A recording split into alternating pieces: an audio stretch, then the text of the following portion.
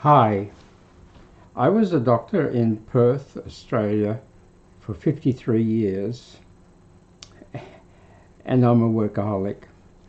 So I did a lot of work. I had 500,000 consultations, home and hospital visits.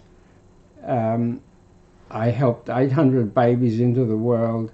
I did a lot of, in the early days, I did a lot of appendicectomies, tonsillectomies, vasectomies, and broken bones and all sorts of trauma.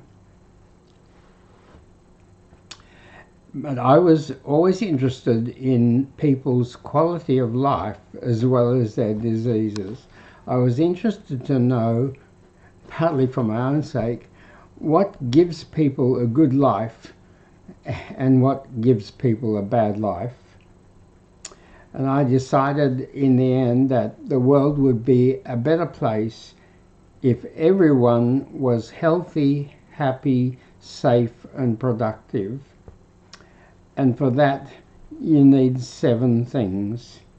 To be mentally healthy, to have enough good relationships, to have high feel-good endorphins brain chemistry, to have a strong immune system that fights diseases and is supported by high endorphins chemistry, to have a habit of smiling as often as possible, and no addictions.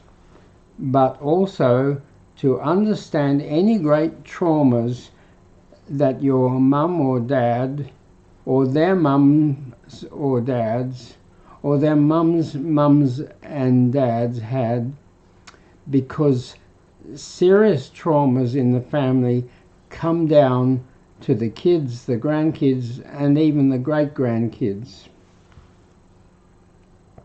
The 9 most common mental health disorders are worry, anxiety disorders, sleep disorders, major depression, bipolar disorder, ADD, ADHD, post-traumatic stress disorder, IAD, which is irritability anger disorder, PTEF, which is post-traumatic evil focus, very low self-esteem, and schizophrenia and autism. According to the DSM-5, the Bible of Psychology, there are 500 problems, but if you just know about those, about 10 main ones, you'll understand that most of what upsets people and gives them a poor life.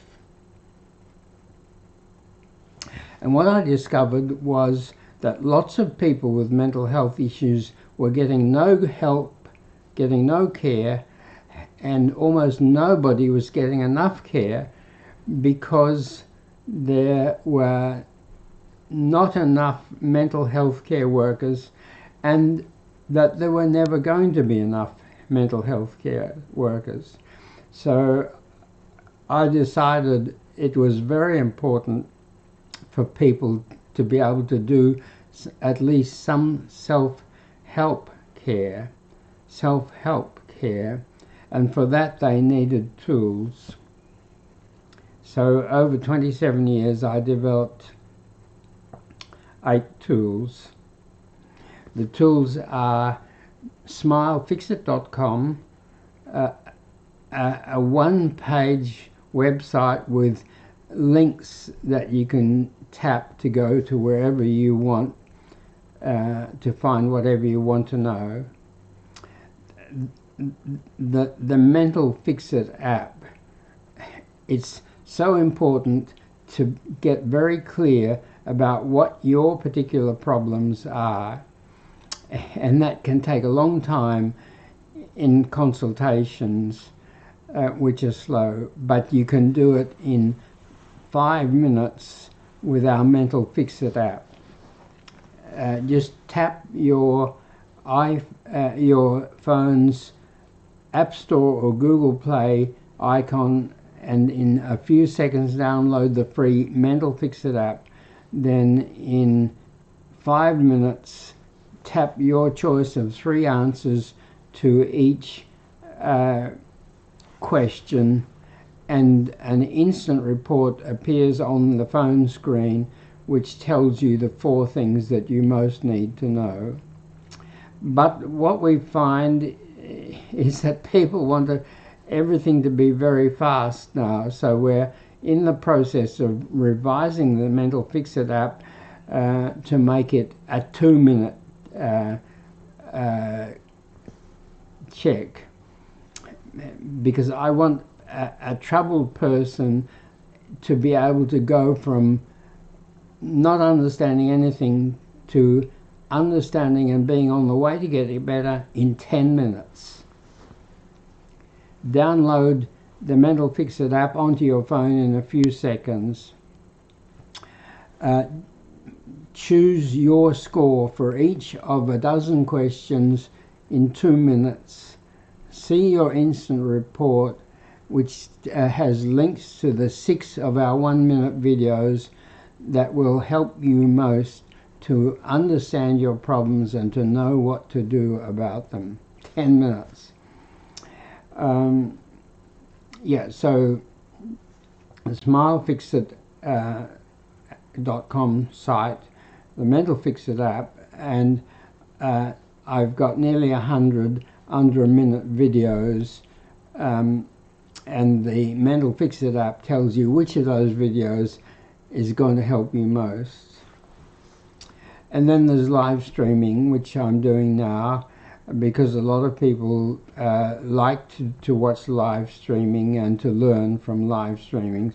So I do that 4 times a week, 7 p.m. on Wednesday, Friday and Saturday, and 9 a.m. on Sunday, Perth time, which is 9 p.m. in Sydney and Melbourne, but unfortunately 7 p.m. Australia is 7 a.m. in New York and 4 a.m. in LA, which is why I do the Sunday session at 9 a.m. because that gets through to the Northern Hemisphere at a much more user-friendly time. The next tool for self-help is a range of non-addictive combination powder medicines in pocket dispensers.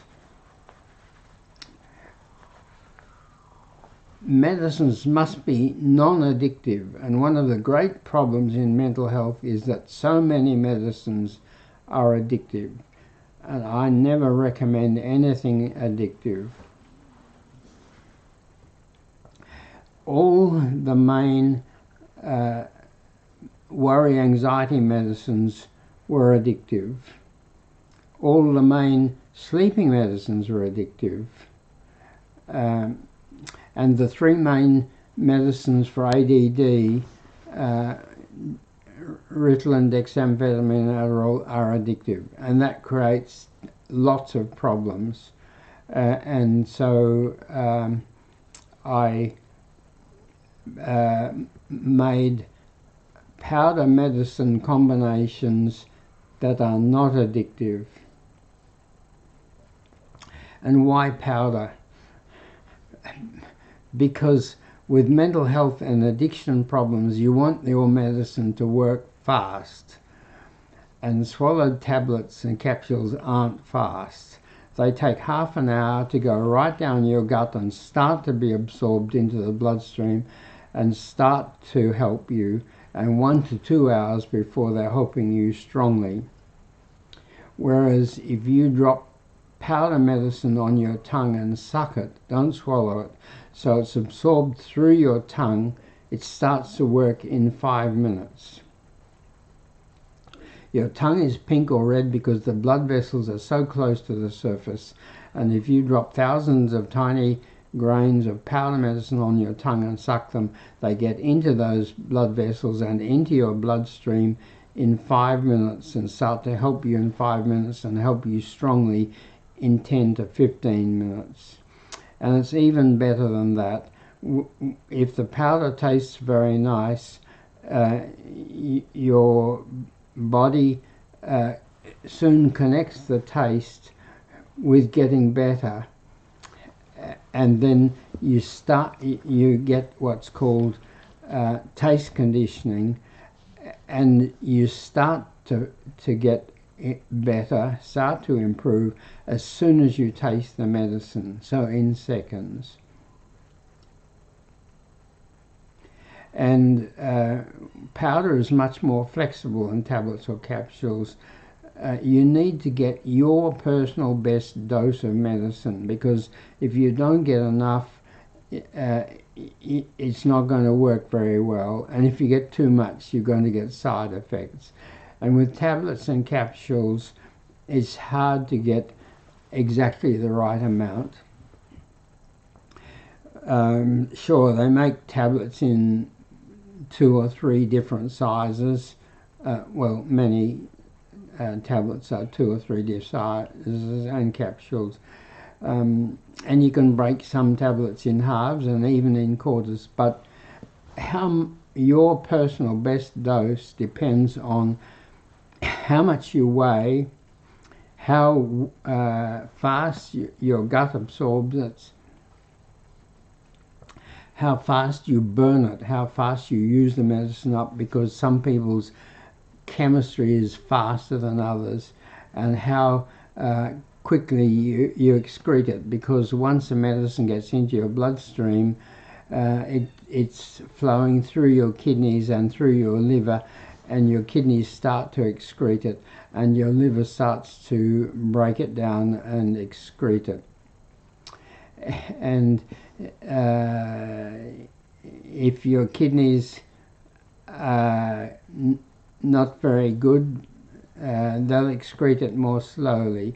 And if you've got liver disease from, say, too much alcohol, then your liver is not going to break it down. So that's going to change the dose that you need. And it also depends on how severe your problem is. Some people's problems are much more severe than other people's problems. So there are a lot of factors, and with powder it's very flexible, so you can vary the dose a little bit up and down until you find exactly what gives you your best results and your least side effects. And with powder, you can easily combine 2, 3 or 4 powders into one powder. And then in that pocket powder medicine dispenser, you might have 2, 3 or 4 different powders that do different things. Because anybody who has a severe mental health disorder has 2, 3, 4 or 5 other mental health disorders, and one tablet or one capsule is not enough to cover all those things. But if you give them 2 or 3 or 4 tablets, different tablets or capsules, that's very expensive. Each item costs, prescription costs a lot, and they tend to get them mixed up. But if they're combined in one powder and they get that all at once, that's far more powerful than single tablets or capsules.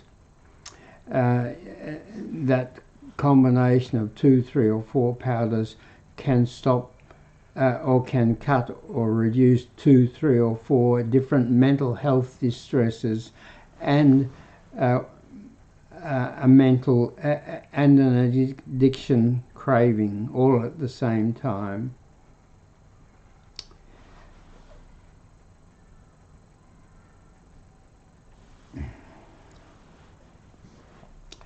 So what are some other considerations with mental health disorders? Because mental health is the most important factor in everybody's life. More so in developed countries where a lot of things can be taken for granted, such as enough food and housing and clothing and other health care, which in poorer countries may not be able to be taken for granted.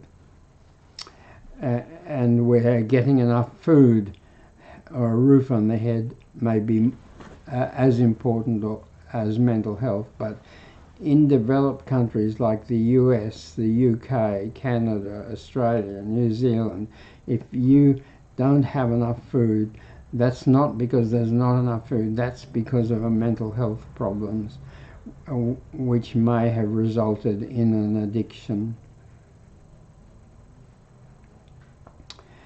There are a number of factors in mental health that are very important. One is to find the cause of mental health problems. If you find the cause and get it fixed, it's much easier to get healthy and you're much less likely to relapse. But if your distress and dysfunction is treated but the cause is not found and fixed, then it's much harder to get you better and you're much more likely to relapse.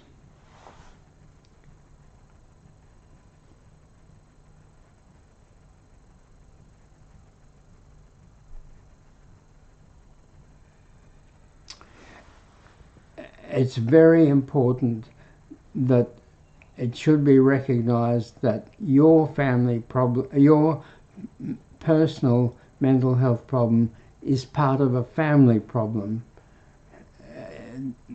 The family has to be considered, and where necessary, other members of the family must get mental health help when you're getting mental health help. Otherwise, your mental health problems are much more likely to go on and on and on, and for relapses to occur if the same problems remain in the family.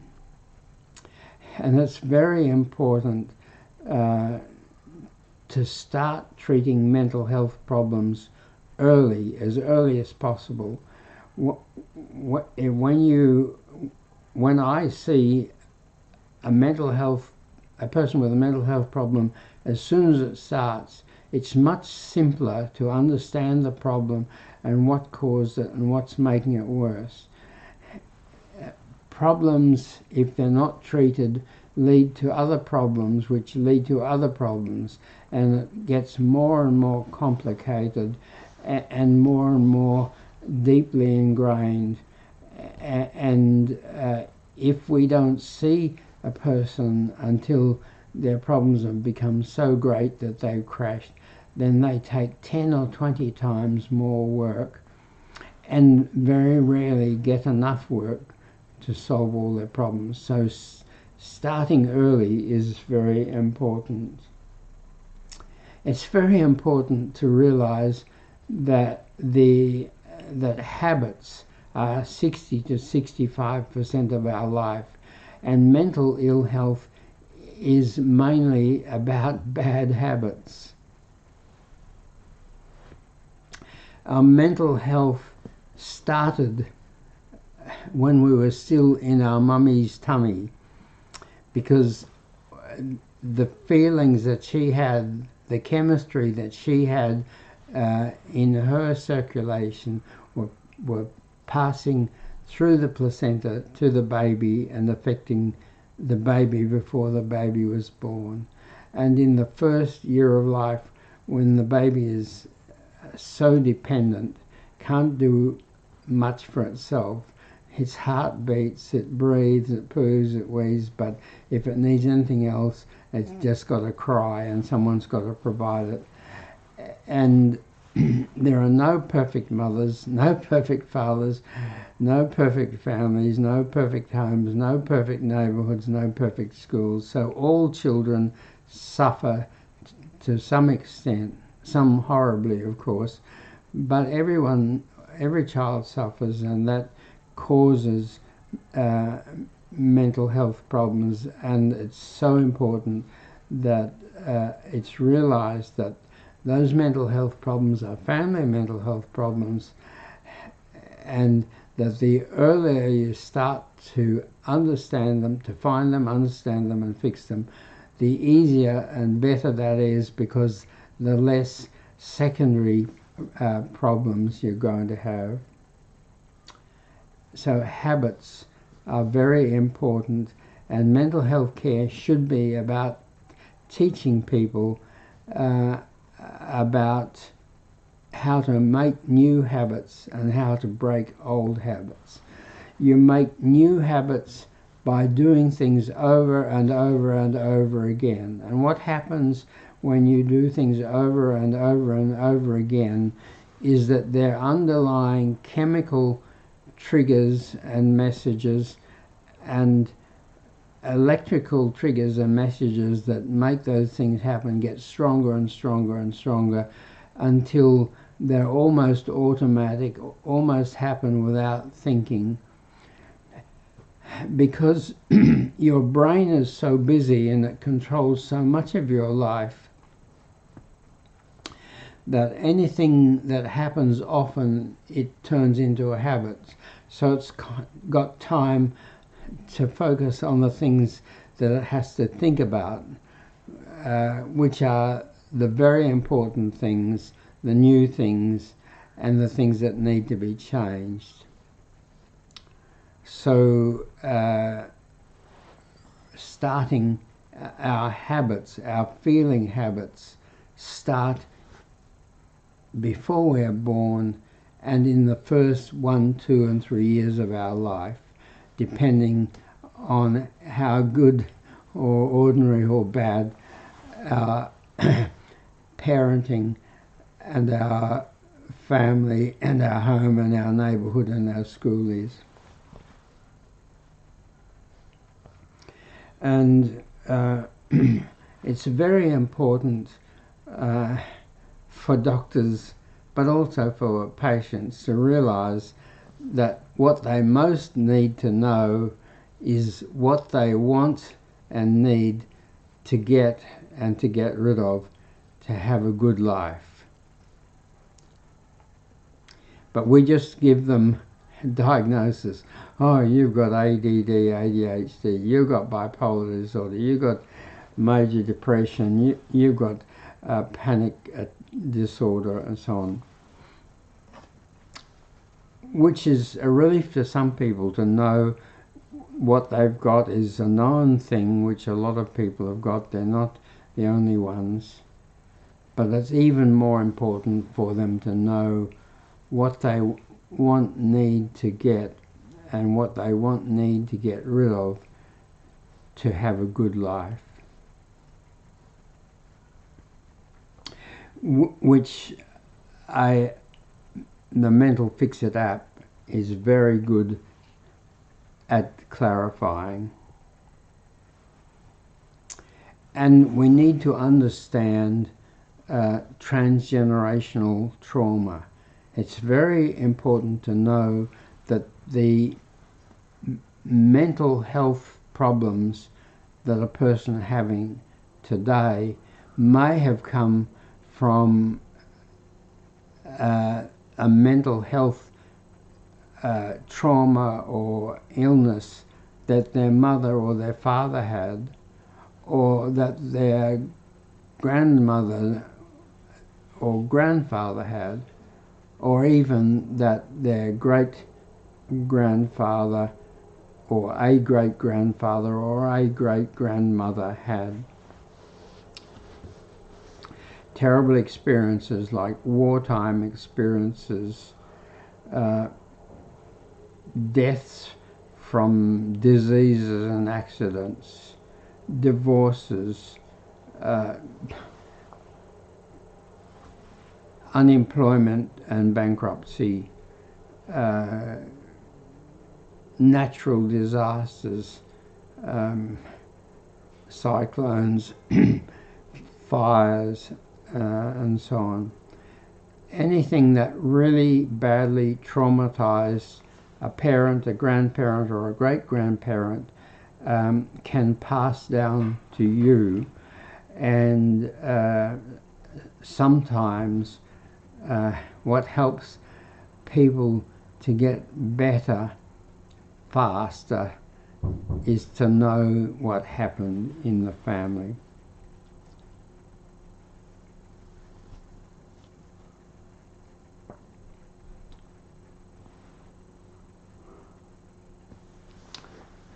Self-help is so important. If you can help yourself, that's better than being helped by someone else in many cases. But the problem is that doctors and psychologists tend to treat people as if they can't help themselves. They need to have everything done for them, and so people tend to think, oh, mental health, very complex, I can't help myself, I have to get help. Well,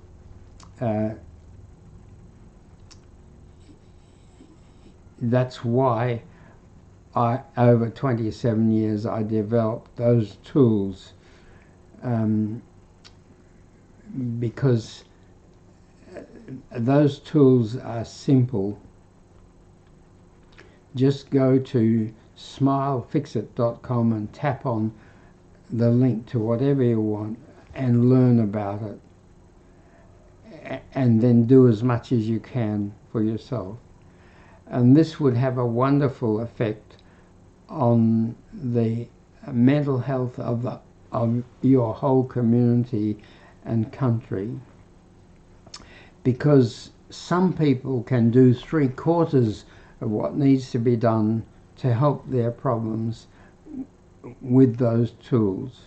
and some people can do half of what's needed, and some people can only do a quarter of what's needed, but even doing a quarter of what's needed is very helpful because that means that for the really difficult things and for the people who are so distressed that they can't help themselves very much, there will be enough mental health workers, because half of all the work that needed to be done is being done through self-help.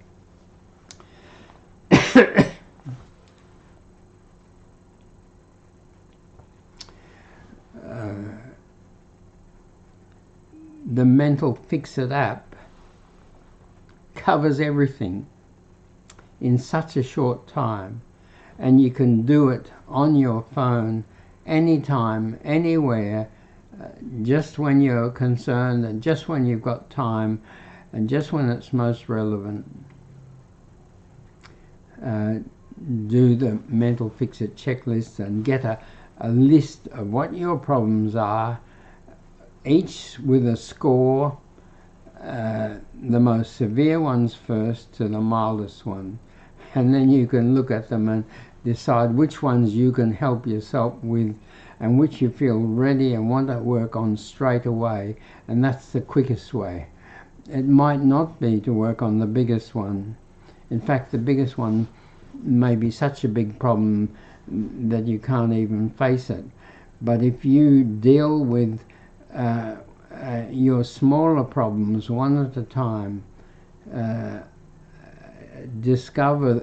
find them on the Mental Fix-It printout list, understand them by watching the videos that the app recommends will help you with your problems, work on them, get them fixed, and when that smaller problem is fixed, you'll feel happier and stronger, and you'll be a bit better problem solver, and then you can work on the next small problem, and then the next small problem, and then the next small problem. And when you've fixed all your smaller problems, you're going to be a lot stronger, a lot happier, and you're going to be a lot better problem solver, and then you can work on the big ones. And the waiting list to get help will be much shorter, because if everybody's doing a lot of self-help.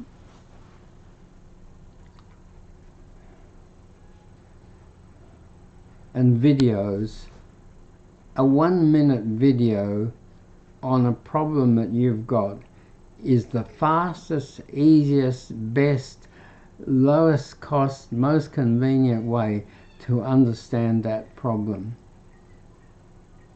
And knowing what your problems are and understanding them is a great step towards fixing them. And the videos tell you how to fix them.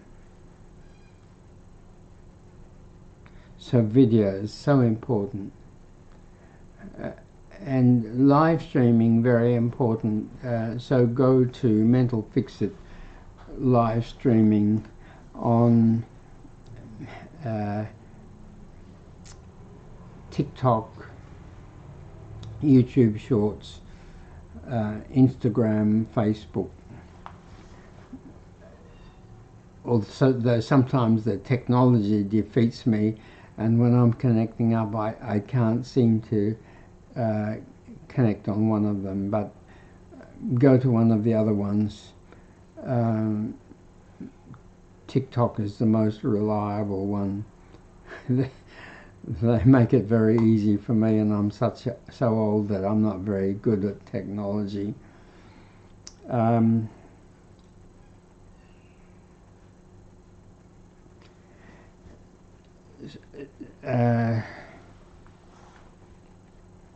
Powder medicines, so important for your mental health, and addiction medicines to work very fast. And powder medicines start to work in 5 minutes, and with taste conditioning soon start to work in seconds and work strongly in 5 to 10 minutes.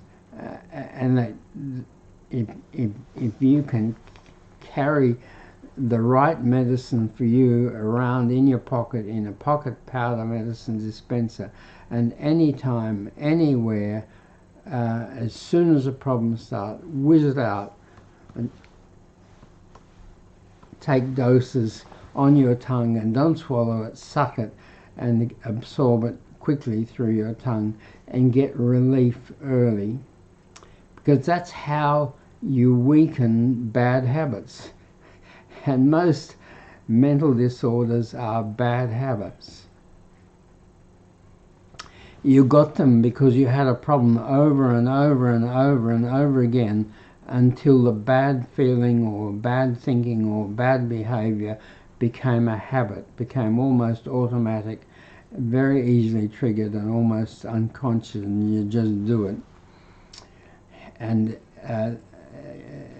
so habits are made by things happening over and over and over again, and sadly lots of people have bad things happen to them over and over and over again, and get bad feelings, bad thoughts or bad behavior, which becomes a problem. And you get rid of those bad habits by, first of all, delaying and weakening them.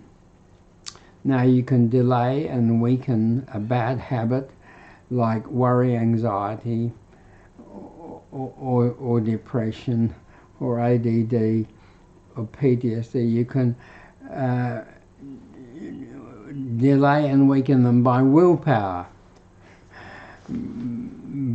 but that doesn't work very often. You need to do it, and the way to maximize your willpower is to maximize the clarity that you have that you want to break a habit.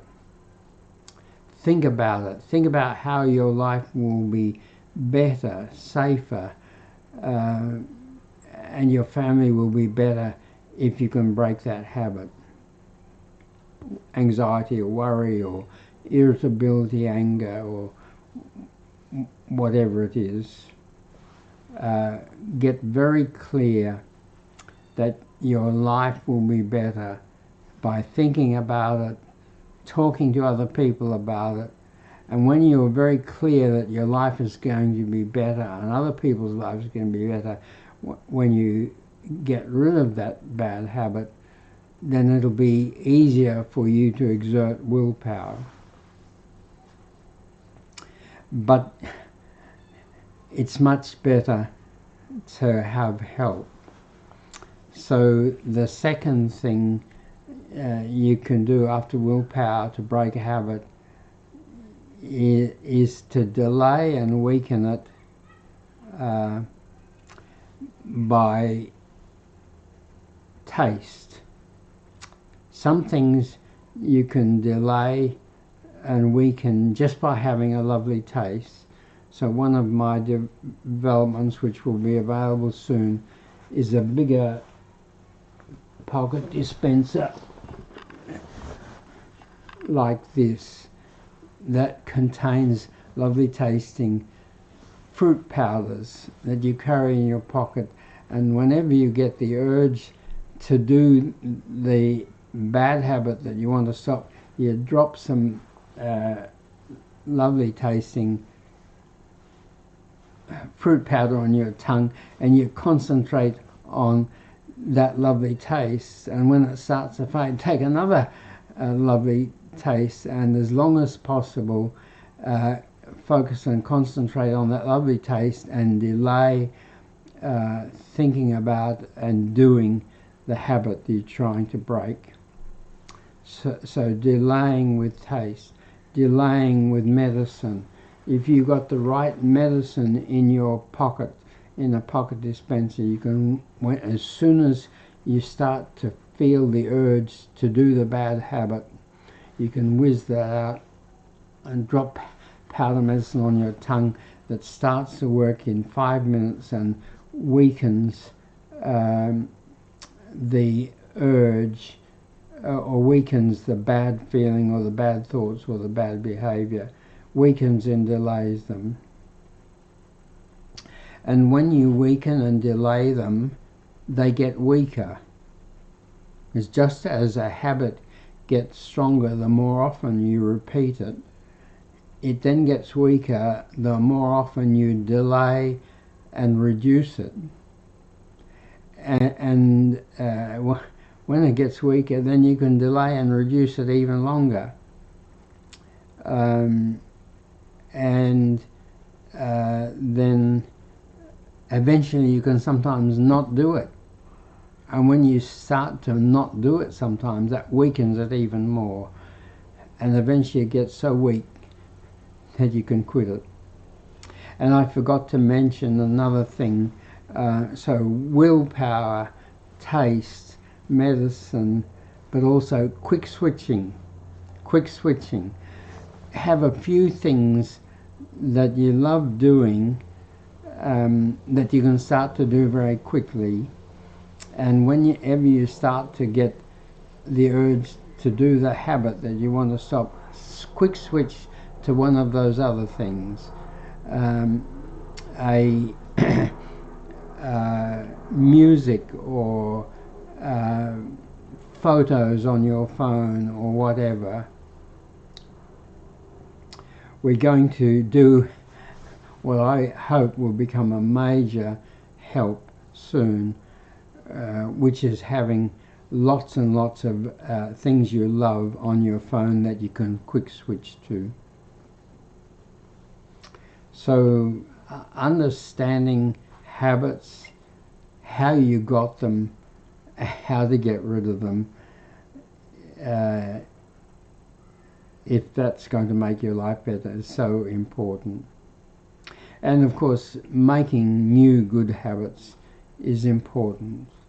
And there may be a new good habit that you want to make, like exercise or studying better or working better or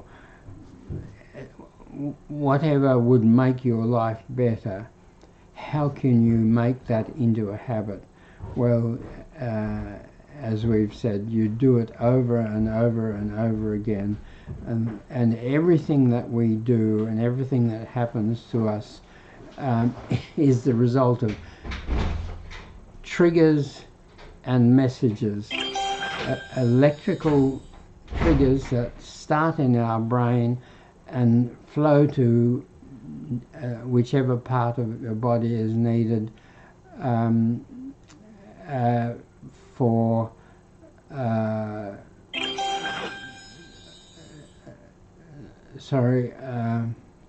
something's happened to the technology. Yeah, anyway, making habits. Just do things over and over and over again. And some things that habits we want to make, we really don't like very much. Exercise or studying more or being more careful with our money. But how do you make a habit? You do it over and over again, and to do that you make it convenient. Make doing it convenient. If you've got an exercise machine on your front veranda, which I have, instead of having to go to a gym some far away, you'll do it much more often. And one of my goals is to make an exercise machine which is such a nice piece of compact furniture that you can have it next to your television or next to your desk, and then you'll do it even more often. I'd do it even more often than having it on my front veranda. So make it convenient. Make it simple. If you make the habit simple to begin with, you can add the bells and whistles later, but just make it a habit by making it simple and fast. The simpler and faster it is, the more you'll do it, the sooner it'll become a habit. And then you can add bells and whistles to your exercise habit or to your study habit or to your work habit, whatever it is later. and make the habit enjoyable, a pleasure, if you possibly can, which is why I made the tasty fruit powder pocket dispenser, so that whenever you think about doing the habit or starting to do it, you can reward yourself with a lovely taste, and then you'll do it more often. So, what else?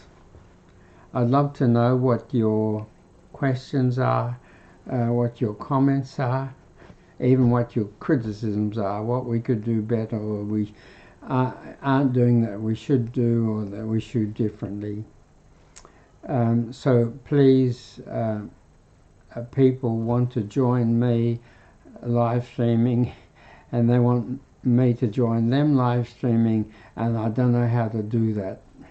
I'm very old. I got my first laptop in about 2008, and it stayed under my bed for 3 years before I got brave and started to use it.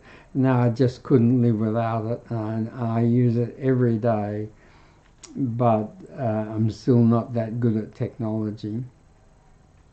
But because I had 500,000 consultations, home and hospital visits, I've had a lot of experience, and I remember the important things. There are a lot of not so important things I don't remember, but I remember the important things, and I want to pass them on to as many people as possible through this live streaming, the Mental Fix It